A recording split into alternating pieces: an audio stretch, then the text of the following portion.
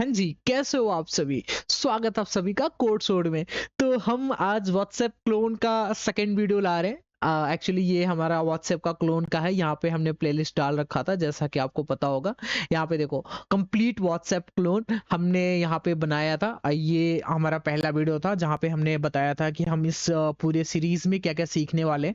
तो आज इसका दूसरा मतलब सेकंड वीडियो होने वाला है। इस वीडियो में हम प्रोजेक्ट को क्रिएट करेंगे, प्रोजेक्ट का जो फोल्डर स्ट्रक्चर अपना बनाएंगे, तो कुछ कुछ ये सारी चीजें करने वाले हैं। तो अगर आपने इस प्लेलिस्ट को बुकमार्क नहीं किया तो जरूर से कर लो यार।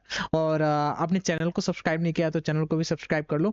और ये जो ट्यूटोरियल है ये आपका एक सेपरेट भी है कंप्लीट व्हाट्सएप क्लोन। लेकिन अगर आपको शुरू से सीखना है, अगर आपको कुछ नहीं आता एक्सपो में, तो आपका ये वाला जो कंप्लीट ट्यूटोरियल है इसके साथ साथ देखो। इसके मतलब यहाँ पे भी मैंने ऐड कर दिया है। यहाँ पे इसके ऊपर से मैंने यहाँ पे जो आपका कितना वीडियो है, टोटल 11 वीडियो में मैंने बेसिक्स कवर किए हैं आपके एक्सपो पे कि एक्सपो पे काम कैसे करते हैं, स्प्लैश स्क्रीन कैसे लगाते हैं, बेसिक बेसिक चीजें आपको यहाँ पे मैंने बताया है।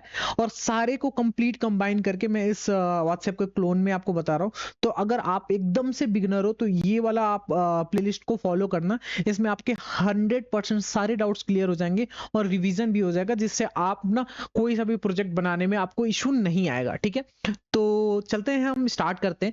तो अगर आपने मेरे चैनल को जर सब्सक्राइब नहीं किया तो यार सब्सक्राइब कर लो। ये कोड शोड यहाँ पे आपको दिखेगा, यहाँ पे सब्सक्राइब का बटन दिखेगा, जरूर से सब्सक्राइब कर लेना। आपको क्रॉस प्लेटफॉर्म का किंग बनने से कोई नहीं रोक सकता। आप अभी तो हमने रिएक्ट नेटिव का सीरीज स्टार्ट किया, तो धीरे धीरे सारे सीरीज आएंगे इस चैनल पे, जैसे फ्लटर और आयोनिक वगैरह जितने भी है सारे आएंगे। ठीक है, तो जरूर से सब्सक्राइब कर लेना।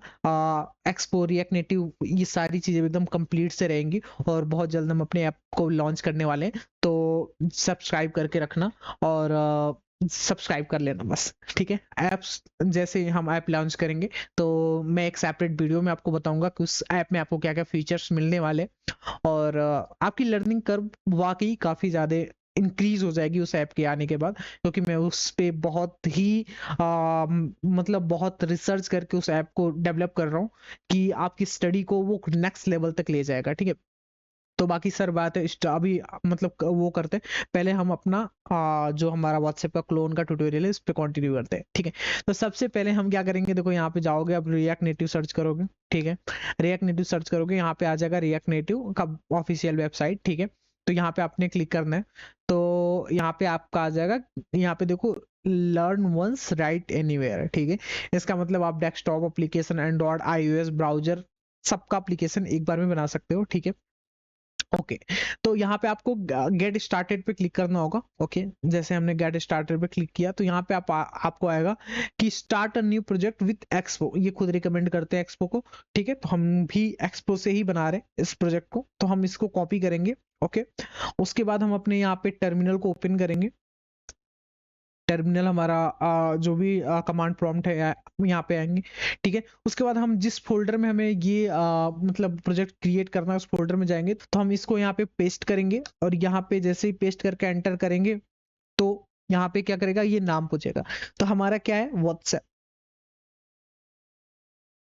हमारे प्रोजेक्ट का नाम है व्हाट्सएप, क्योंकि हम व्हाट्सएप का क्लोन बनाने वाले हैं। ठीक है, तो हम यहाँ पे व्हाट्सएप यहाँ पे लिख के एंटर करेंगे तो हमारा ये व्हाट्सएप का यहाँ पे एक्सपो का प्रोजेक्ट यहाँ पे बन जाएगा। ठीक है, तो यहाँ पे ये थोड़ा सा पैकेजेस वगैरह डाउनलोड करेगा और यहाँ पे हमारा एक प्रोजेक्ट इनिशियलाइज हो जाएगा। ठीक है, तो इससे थोड़ा सा टाइम देते हैं। हाँ जी, जैसा कि आप देख रहे हो हमारा यहाँ पे ये प्रोजेक्ट क्रिएट हो गया है। अब हम क्या करेंगे, सीडी चेन डायरेक्टरी यहाँ पे करेंगे और हम अपने व्हाट्सएप वाले प्रोजेक्ट में जाएंगे जहाँ जो हमने अभी क्रिएट किया है। ठीक है, और वीएस कोड को इस फोल्डर में ओपन कर लेंगे। ठीक है, ये इतना प्रोसेस तो आपको पता होगा और आपने कई बार देखा होगा। ठीक है, लेकिन हम यहाँ पे स्क्रैच से ये स्टार्ट कर रहे हैं, तो इसलिए मैंने इस प्रोसेस को भी आपको बताया। ओके, ठीक है, तो यहाँ पे हमारा वीएस कोड ओपन हो गया। इसको मैं थोड़ा सा साइड बाई साइड ओपन करने की कोशिश कर रहा हूँ। ओके, ठीक है, इसको एक साइड में ला देते हैं। ठीक है, ओके, ठीक है, तो हमारा यहाँ पे व्हाट्सएप का प्रोजेक्ट जो है यहाँ पे क्रिएट हो गया। तो अब हम इसको रन करके देख लेते हैं। ठीक है, तो हमें क्या करना होगा, npm स्टार्ट करना होगा। एनपीएम स्टार्ट करेंगे तो हमारा मेट्रो बंडलर जो है यहाँ पे स्टार्ट हो जाएगा। ओके, ये कमांड कहाँ पे आपको दिखने को मिलेगा, यहाँ पे पैकेज डॉट जेएसएन में आप जाओगे, ठीक है, यहाँ पे आपको देखने को मिलेगा, यहाँ पे स्टार्ट यहाँ पे लिखा हुआ है, तो एनपीएम स्टार्ट करोगे तो ये under the hood expo start command को वो एंटर करेगा, ठीक है। तो यहाँ पे आपको क्या करना होगा, एनपीएम रन एंड्रॉयड करोगे तो एक्सपो स्टार्ट और एंड्रॉयड ये वाला कमांड आपका एग्जीक्यूट होगा, ठीक है। तो ये चीज आप ध्यान रखना कि हम स्टार्ट और एंड्रॉयड कैसे करते हैं, ये ऐसे ही काम करता है। आप सिंपल यहाँ पे अपने टर्मिनल में ऐसा लिख सकते हो npx expo start, तभी भी काम यही होगा, लेकिन शॉर्ट फॉर्म आपका है npm start, ठीक है। ये चीजें तो आपको पता होंगी। ओके, हमारा यहाँ पे एक्सपो का सर्वर यहाँ पे स्टार्ट हो गया। अब हम एक नए टर्मिनल में ओपन कर लेंगे, या यहाँ पे आप ए प्रेस कर सकते हो, ए फॉर एंड्रॉइड, लेकिन हम क्या करते हैं यहाँ पे सिंपल कर, आपको मुझे दिखाना है कि डायरेक्टली आप मतलब एंड्रॉइड को कैसे कर सकते हो, npm रन एंड्रॉइड, ठीक है।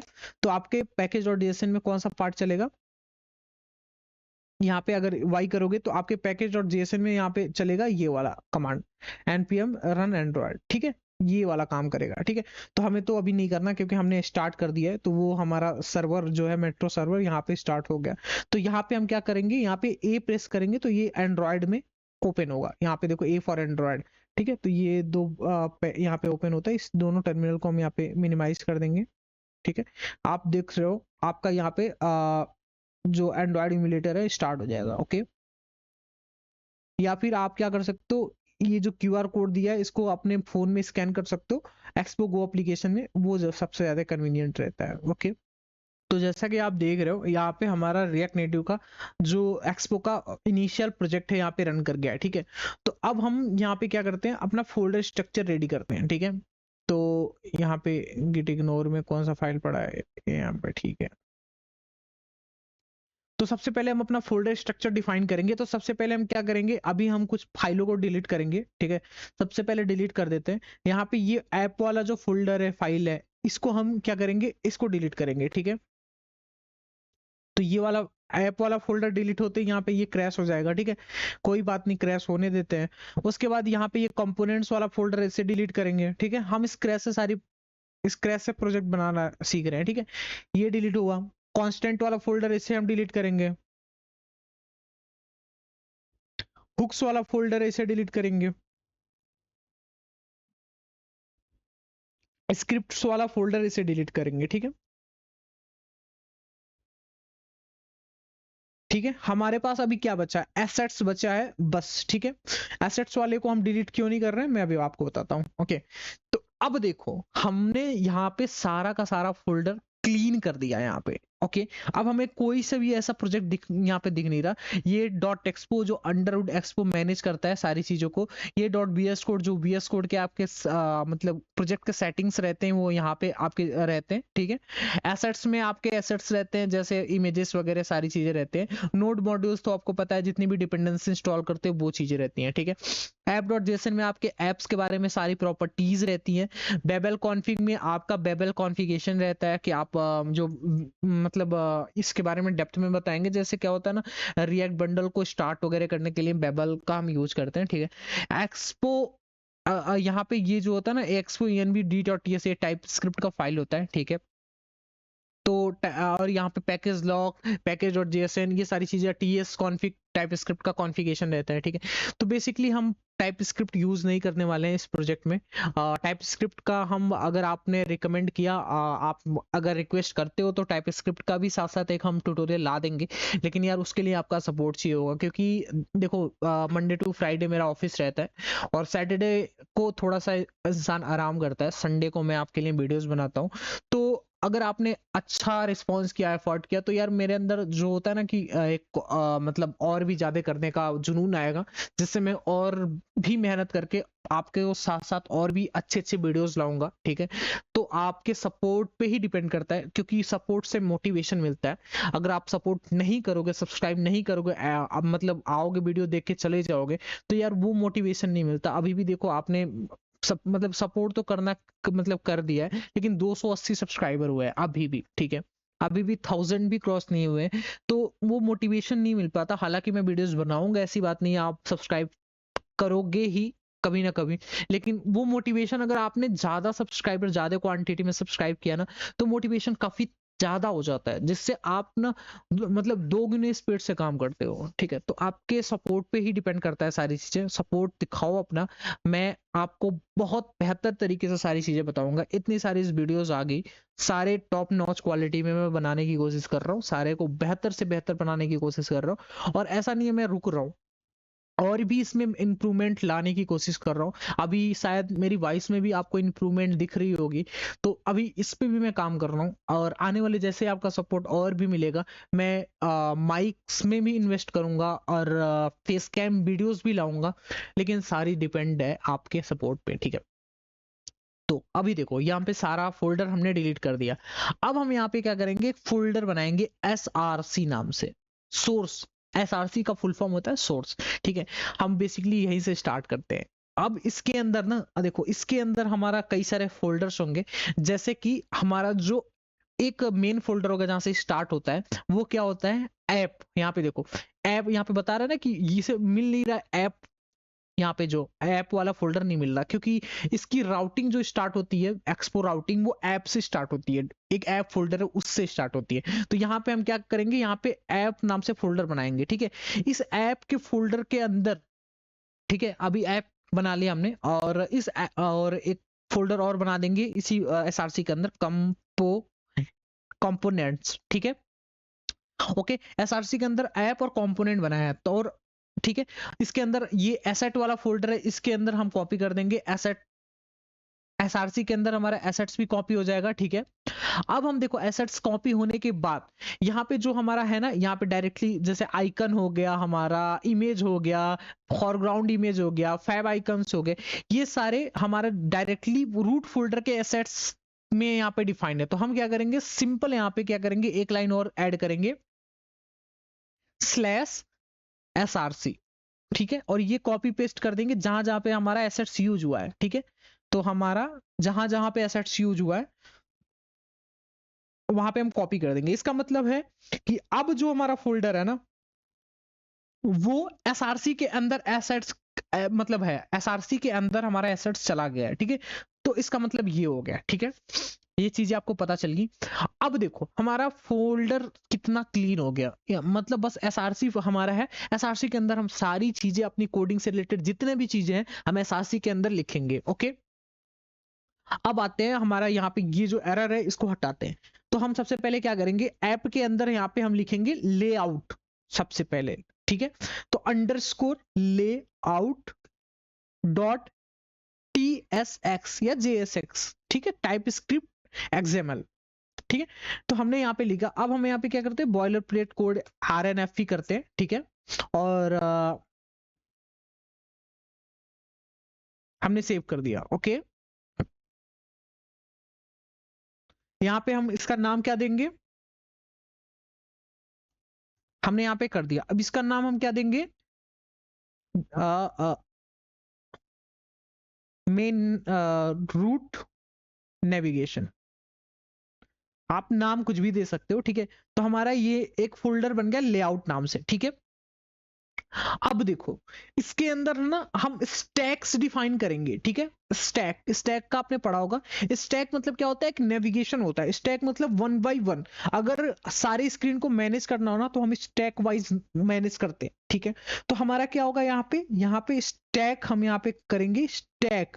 ये स्टैक नेविगेशन होता है। अगर आपने रिएक्ट नेविगेशन पढ़ा होगा तो आपको पता होगा स्टैक क्या होता है, या फिर अगर आपको स्टैक के बारे में डिटेल में पढ़ना है तो यहाँ पे देख लो यार, मैंने बना भी रखा है। इस पे देखो, एक्सपो राउटर करके हमने बना भी रखा होगा।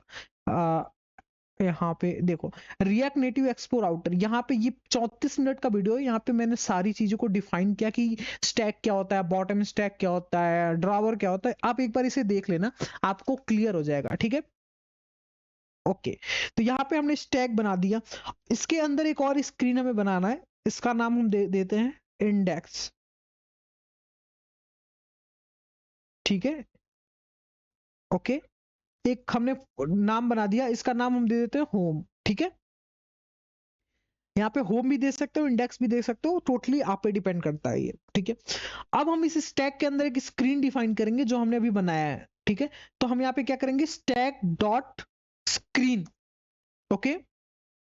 और इस स्क्रीन का नाम हम क्या देंगे, यहाँ पे ये कौन सा हमने फोल्डर बनाया, इंडेक्स, ठीक है।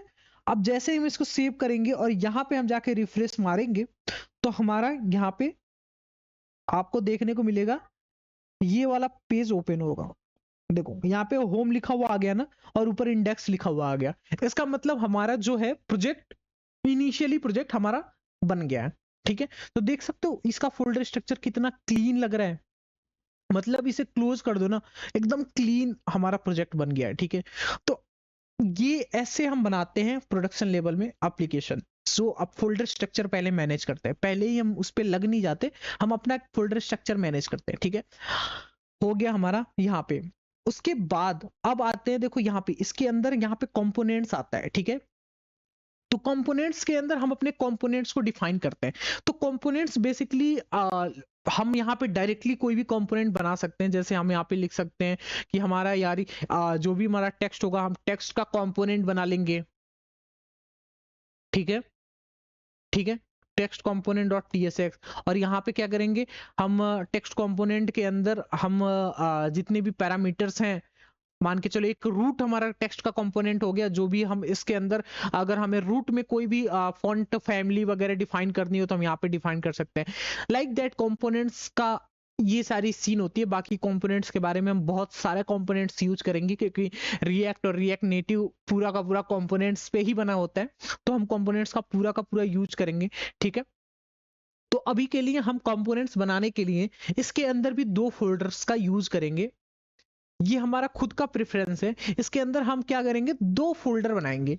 वो दो फोल्डर हम क्यों बना रहे हैं उसके बारे में हम आपको बता रहे हैं, ठीक है। क्यों बना रहे हैं, क्योंकि देखो यार हम एक साथ ही इसमें सारा का सारा कंपोनेंट्स बना रहे हैं, तो एट द एंड टाइम में ये बहुत ही बड़ा एक बन जाएगा, लाइक एकदम बड़ा सा स्ट्रक्चर बन जाएगा। मतलब आपके 500 कंपोनेंट या 500 कंपोनेंट्स बहुत ज्यादा हो जाते हैं, आपके 40 से 50 कंपोनेंट होंगे। आप ऐसे एक्सपैंड करोगे तो इतना बड़ा कंपोनेंट्स का लिस्ट दिखेगा। तो हम इसको कंपोनेंट्स के अंदर भी थोड़ा डिवाइड कर देते हैं, ठीक है। कंपोनेंट्स के अंदर हम क्या करते हैं, डिवाइड कर देते हैं। हम कंपोनेंट्स को दो पार्ट में डिवाइड करते हैं, ठीक है। तो ये बेसिकली एक स्टैंडर्ड होता है, अगर आप बहुत बड़े प्रोजेक्ट्स पे काम कर रहे हो तो ये एक स्टैंडर्ड होता है कि आप कंपोनेंट को भी दो फोल्डर के अंदर डिवाइड कर दो। एक फोल्डर का नाम आप रख दो एटम्स, ठीक है, और दूसरे फोल्डर का नाम यहां पे रख दो मॉलिक्यूल्स।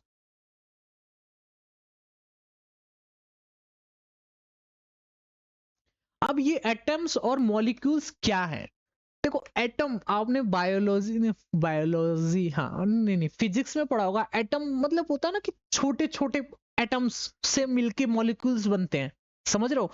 एटम्स मतलब छोटे पार्ट, जैसे अगर छोटा कंपोनेंट आपको बनाना है ना, तो आप एटम्स के अंदर मतलब उसको रख दो, ठीक है। जैसे आपको यहाँ पे आपको बनाना है टेक्स्ट कंपोनेंट, ऐसा छोटा छोटा कंपोनेंट बनाना है, एटम्स के अंदर आप उसको डिफाइन कर दो। जो बड़े कंपोनेंट्स होते हैं उसको मॉलिक्यूल्स के अंदर रखो। जो मान के चलो कई एटम्स से मिलके एक बड़ा प्रोजेक्ट, मान के चलो दो तीन एटम्स से मिलके एक बड़ा सा कंपोनेंट बनाना, दो तीन छोटे छोटे कंपोनेंट से मिलकर अगर बड़ा कंपोनेंट बन रहा है तो उसे मॉलिक्यूल्स के अंदर रखते हैं, ठीक है। तो ये एक आप जरूरी नहीं आप इस फॉर्मेट को फॉलो करो, लेकिन अगर आप इस फॉर्मेट को फॉलो करते हो तो फ्यूचर में आप बड़े से बड़े प्रोजेक्ट को हैंडल करने में बहुत ईजी होगा, आप बहुत अच्छे से उसको हैंडल कर सकते हो। इसलिए मैं उस हिसाब से लेके आपको चल रहा हूँ, क्योंकि ये हमारा जो प्रोजेक्ट है ना, ये थोड़ा बड़ा होने वाला है, एट द एंड बहुत बड़ा होने वाला है। अगर आपका सपोर्ट मिला तो इसको बहुत बड़े लेवल पे हम लेके जाएंगे, ठीक है। ठीक है, हमारा तीन फोल्डर बन गया। एक हमारा ऐप, जहां पे हमारा पूरा का पूरा ऐप नेविगेशन सारे मैनेज होंगे।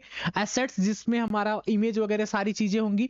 कंपोनेंट्स, जहां पे हमारे सारे कंपोनेंट्स होंगे। उसके अलावा हमारे और भी फोल्डर्स स्ट्रक्चर में होते हैं, ठीक है। जैसा कि हमारा होता है कॉन्स्टेंट्स, ठीक है। कांस्टेंट क्या होता है मैं आपको बताता हूँ, पहले फोल्डर बना लेते हैं।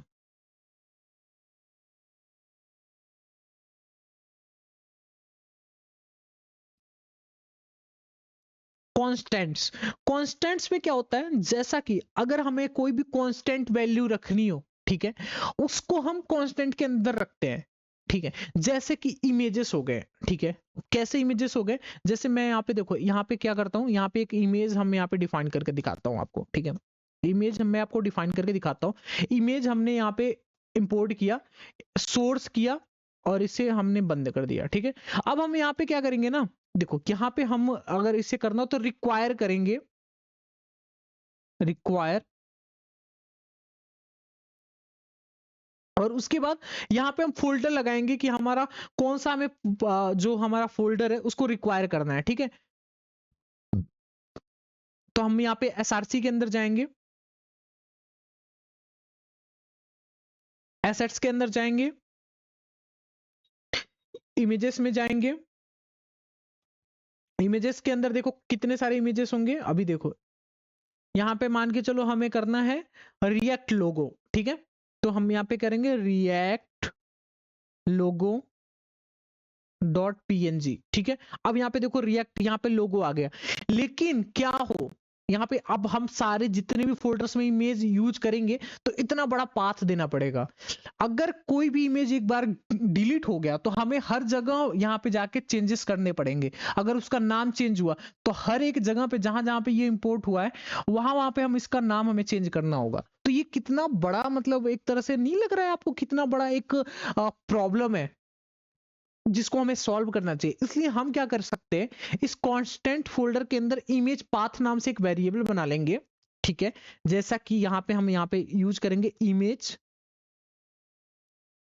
पाथ डॉट टीएस, मतलब टाइप स्क्रिप्ट या जेएस लिख सकते हो, ठीक है।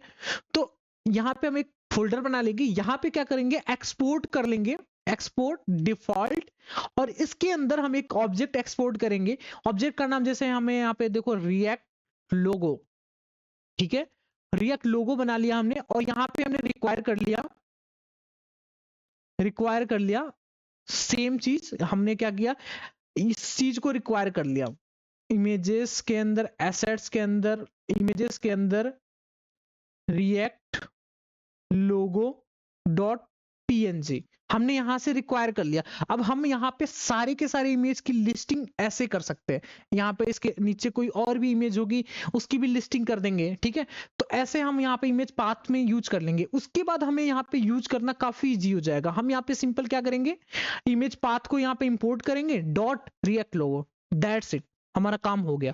अब देखो यार ये इतना इजी हो गया, हमें पूरा का पूरा पाथ इंपोर्ट करने की जरूरत नहीं है, हम डायरेक्टली एक जगह ऐसे यूज कर सकते हैं। कल को अगर हमें मुझे इस इमेज को चेंज करना हो तो हम क्या करेंगे, सिंपल यहाँ पे एक जगह चेंज करेंगे, वो चेंजेस सारे जगह रिफ्लेक्ट हो जाएगी। तो ये काम इतना आसान कर देता है, ठीक है। तो ऐसी चीजों को हम ऐसे पार्ट पार्ट में तोड़ के लिखेंगे तो वो हमारा जो प्रोजेक्ट जो निकल के आएगा ना वो काफी स्केलेबल होगा, मतलब स्केल काफी ज्यादा हद तक आप कर सकते हो। तो समझ रहे हो, ये कांस्टेंट होगा, इसकी वैल्यू हमेशा चेंज होगी नहीं, ठीक है।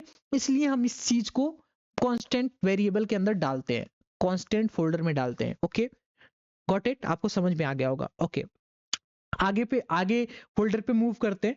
आगे हम क्या करते हैं, हुक्स बनाते हैं। हुक्स क्या होता है, जैसा हुक्स आपने पढ़ा होगा, रिएक्ट में पढ़ा होगा आपने। जैसे देखो यहाँ पे ये आपको हुक्स, जैसे आपके बहुत सारे हुक्स आते हैं, जैसे आपका होता है यूज इफेक्ट, ये भी एक हुक है। यूज स्टेट, ये भी एक हुक है, ठीक है। ये हुक है आपका स्टेट को मैनेज करता है। तो ये प्री डिफाइंड हुक्स हैं जो रिएक्ट प्रोवाइड करता है। लेकिन आपको कस्टम हुक्स भी बनाने पड़ सकते हैं, आपको किसी चीज के लिए आपका कस्टम हुक बनाना पड़ सकता है। तो उसे बनाने, उसको रखने के लिए आप एक फोल्डर यहाँ पे बनाओगे जिसका नाम होगा हुक्स, ठीक है। इसके अंदर आप अपना कस्टम हुक्स बनाओगे, और हम इस प्रोजेक्ट में बहुत सारे हुक्स बनाएंगे, ठीक है। तो हुक्स वाले फोल्डर में आप अपने कस्टम हुक्स को रख सकते हो। ओके, तो अभी देखो फोल्डर स्ट्रक्चर हम तैयार कर रहे हैं, हमारा एकदम क्लीन कोड होगा, हर एक चीज सेपरेट होगी, ठीक है। हुक्स हो गया, उसके बाद हमारा क्या आता है, हमारा आता है सर्विसेज और स्टाइल्स, ठीक है। तो हम क्या करते हैं, यहाँ पे स्टाइल को यहाँ पे लिखते हैं स्टाइल्स। स्टाइल्स के अंदर क्या आता है, जैसे हम एक कलर, हमारे ऐप में कुछ कलर होंगी, प्री डिफाइंड कलर होंगी, उस कलर्स को सारे हम यहाँ पे डिफाइन कर देंगे कलर्स डॉट टीएस फोल्डर में, और उस कलर को हम इंपोर्ट करके, जैसे इसको इंपोर्ट करके हमने यूज किया है वैसे कलर्स को इंपोर्ट करके यूज करेंगे, तो वो हो जाएगा। कस्टम स्टाइल हो जाएगी, उसको हम यहाँ पे स्टाइलिंग के अंदर लिखेंगे। तो ये सारे जितने भी आपके फोल्डर्स है ना, जितने भी फाइल्स है ना, वो हम स्टाइल्स के अंदर लिखेंगे, ठीक है। ओके, उसके बाद आपका क्या आता है, उसके बाद आता है आपका यूटिल्स, ठीक है। यूटिल्स फोल्डर, यूटिल्स फोल्डर के अंदर यूटिलिटीज आती है, जैसे आपकी स्केलिंग हो गया आपका, और भी यूटिलिटीज हुई, जैसे एपीआई हैंडलिंग के लिए आपका एपीआई सर्विसेज हो गई। जितने भी यूटिलिटीज वाली चीजें होती हैं वो यूटिल्स फोल्डर में हम लिखते हैं, ठीक है। तो आपको जरूरी नहीं है आपको इतना फोल्डर्स बना के ही करना है, लेकिन अगर आप इस फोल्डर्स को यूज करना सीख रहे हो, इस टाइप से कर रहे हो, तो आप बड़े से बड़े प्रोजेक्ट को बहुत अच्छे से मैनेज कर पाते हो, ठीक है। इन सारे को मैं मतलब बताऊंगा इस पूरे पूरे सीरीज में, आपको सारे फोल्डर्स के बारे में पता चलेगी और कैसे काम होता है इंडस्ट्री लेवल में, वो चीजें आपको जानने को मिलेगी। ये प्रोजेक्ट स्ट्रक्चर बड़े बड़े इंडस्ट्रीज में फॉलो करते हैं, ठीक है। अगर आप किसी भी इंडस्ट्री में जा रहे हो, जॉब करने जा रहे हो, तो इसी टाइप के फोल्डर स्ट्रक्चर आपको देखने को मिलेगा, ठीक है, रिएक्ट नेटिव में। तो इस चीज को आप अडॉप्ट कर लो, आपको आगे बहुत हेल्प मिलेगा, ठीक है। इसके साथ आपके एक और फोल्डर आता है, वो आता है आपका, किसके अंदर आता है, आपके यहाँ पे लोकलाइजेशन। लोकलाइजेशन क्या होता है आपका मल्टीपल लैंग्वेज कैसे यूज कर सकते हो अपने एप्लीकेशन में। जैसे होता है ना कि आप हिंदी में यूज कर सकते हो, इंग्लिश में यूज कर सकते हो, तो इसे लोकलाइजेशन कहते हैं। वो भी हम इस वीडियो में, इस ट्यूटोरियल में फॉलो करेंगे। लोकलाइजेशन मतलब हम ये जो एप्लीकेशन बना रहे हैं ना, इंडस्ट्री लेवल बना रहे हैं, इंडस्ट्री लेवल, ठीक है। तो यहाँ पे हम क्या करते हैं, यहाँ पे हम एक बनाते हैं और फोल्डर, किसका नाम से, ट्रांसलेशन नाम से, ट्रांसलेशन नाम से एक फोल्डर बनाते हैं। यहाँ पे हम अपना लोकलाइजेशन सेटअप करेंगे। ये एप्लीकेशन हमारा 5 से 6 लैंग्वेज में होगा, जैसे हिंदी, इंग्लिश, और आपका हिंदी, इंग्लिश, संस्कृत, उर्दू और फारसी, ऐसे 4-5 लैंग्वेज में ये एप्लीकेशन बनेगा, ठीक है।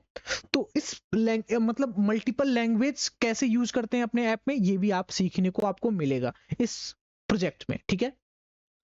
और भी आती हैं, जैसे सर्विसेज होता है, लेकिन वो चीजें टाइप स्क्रिप्ट में यूज होती हैं।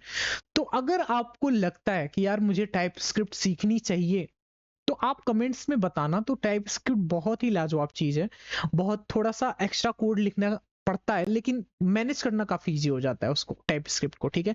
तो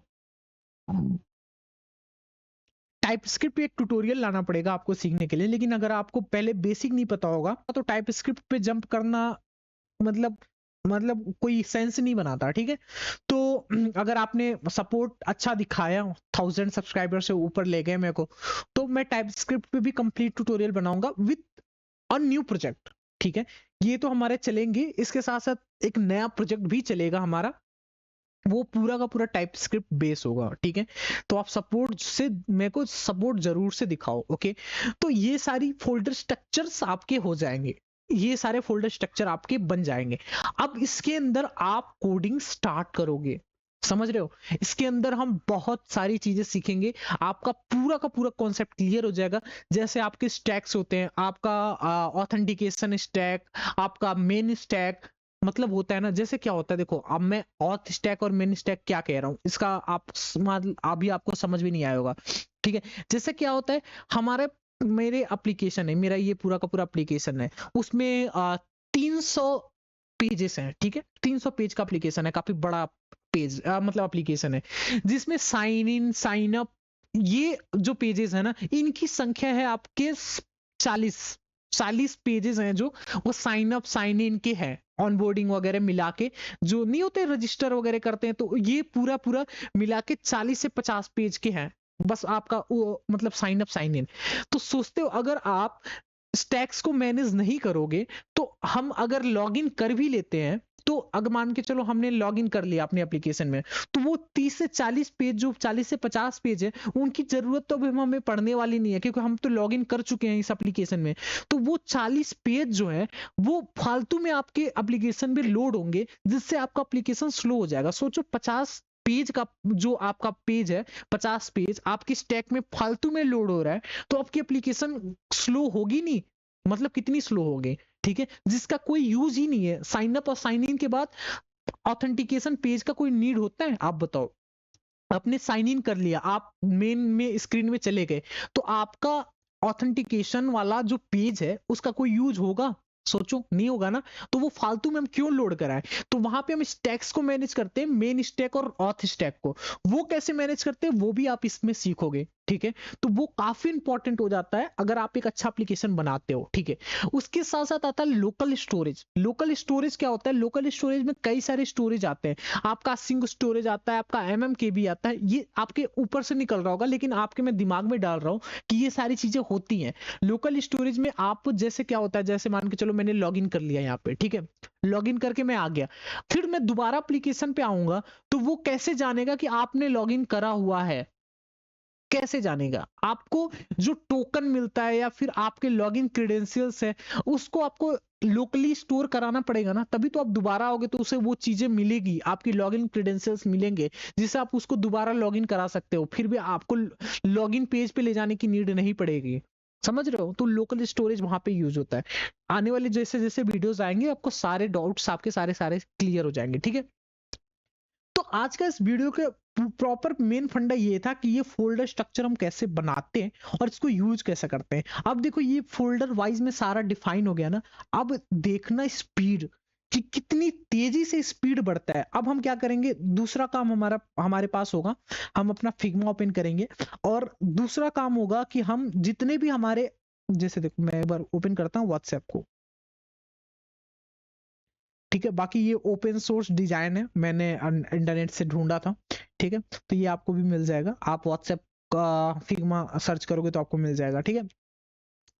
दूसरा काम क्या होता है हमारे पास देखो ये सारे जितने भी चीजें यहाँ पे यूज हुई है ना, ये कंपोनेंट्स होती हैं। जैसे यहाँ पे देखो ये जो हमारा इस टाइप का एक है स्क्रीन, जैसे यहाँ पे नाम है और यहाँ पे सबटाइटल है, यहाँ पे इमेज है, ठीक है। ये इमेज सिमिलर दिख रहा होगा आपको, इसमें भी ऐसा ही कुछ है, इमेज है, नेम है, सबटाइटल है, इसमें भी इमेज है, नेम है, सबटाइटल है और यहाँ पे एक एक्शन बटन है, ठीक है। चैट में भी आपका इसी टाइप का एक आएगा।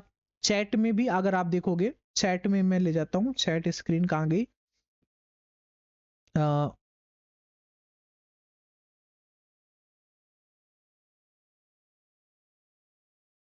ये वाला कॉन्टेक्ट में भी ऐसा ही एक नेम है, नेम मतलब इमेज है, नेम है, टाइटल है, ठीक है।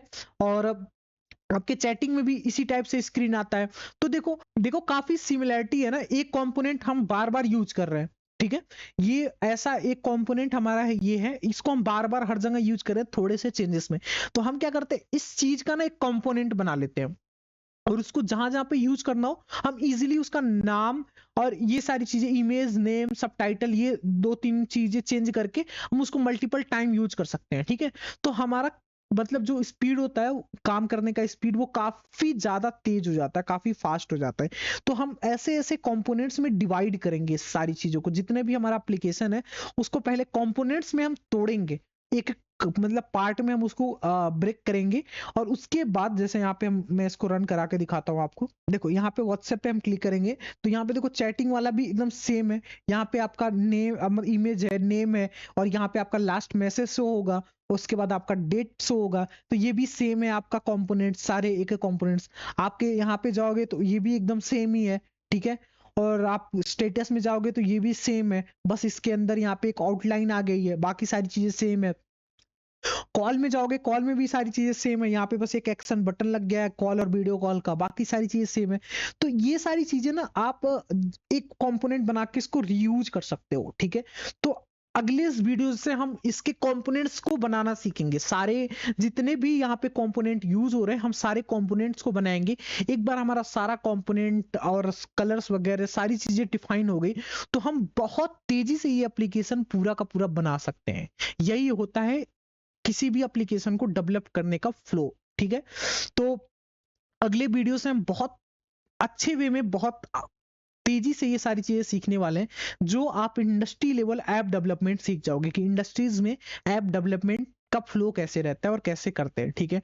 मैं चाहता तो आपको इजीली सारा कोड एक एक लाइन कोड कर करके दिखा देता, वो मेरे लिए इजी पड़ता, मैं जल्दी जल्दी कर देता, लेकिन आपके सही होता है ना, सही डायरेक्शन देना मेरा काम है, कि आप गुड वे से स्टार्टिंग से काम करना सीखो, जिससे आप इंडस्ट्री में जाओ आपको प्रॉब्लम्स ना हो, ठीक है।